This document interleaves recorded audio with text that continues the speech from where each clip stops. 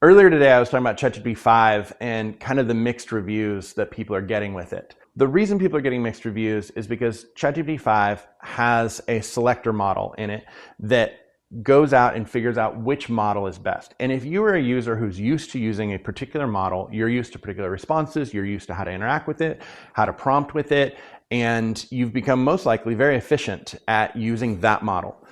Well, now ChatGPT is using 6 different models and you don't get to know which one you're using. It doesn't tell you, which I think is kind of a mistake. So how does this translate into the real world, right? Well, last night I was over at my neighbor's house and I was helping them fix their Wi-Fi, and they were trying to connect some devices to it that required different network settings than they had set up. And their network is a Starlink connected to a Google Nest Wi-Fi system. So I went in to ChatGPT and I said, how do you connect a Nest that is in switch mode? That should not be a complicated question.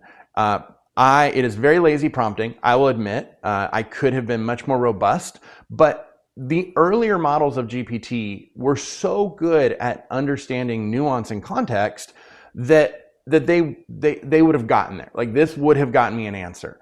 And so if we go up further in the conversation, I mean, we're talking about networking, we're talking about Wi-Fi, we're talking about trying to connect to Wi-Fi networks. Why is the, Alexa not connecting, blah, blah, blah. So we come down and I say, how do I connect a Nest that is in switch mode?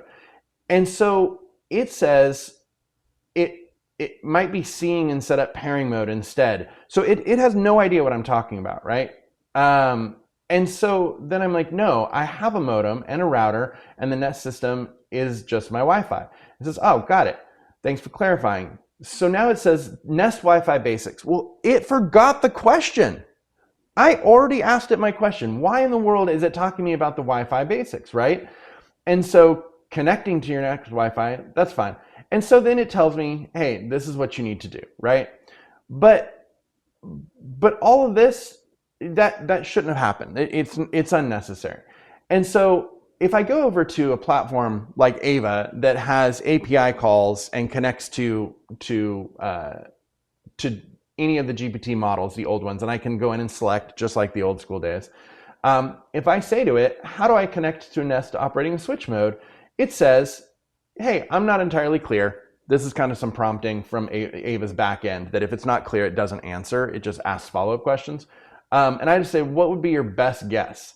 And it says right here, open Google Home app, reconfigure, and follow any prompts for configuring. But network switch mode, right? It understood right out of the gate. So then I went back to ChatGPT and I tried it again, and I tried it in GPT-4o just to see. How do I connect? And it says, if your Nest thermostat is showing switch mode. Why are we talking about thermostats here? If you're referring to Nest as a light switch or power switch, switch mode shows third party, switch mode on the screen, connecting to Wi-Fi, Bluetooth. No. So it's completely missing the mark. The same exact model that when I call in from API says no. The exact same model that when I do an API call in and ask the same question comes back and says, oh, open up your home app and then you can connect in and you can adjust your settings to your Nest Wi-Fi.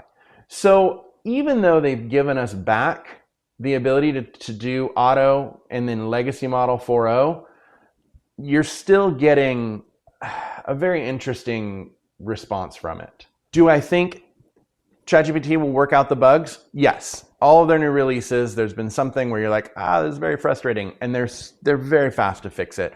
They already rolled back to the 4.0, which is great. If you need to make an image, just switch to 4.0 and then ask it to make an image.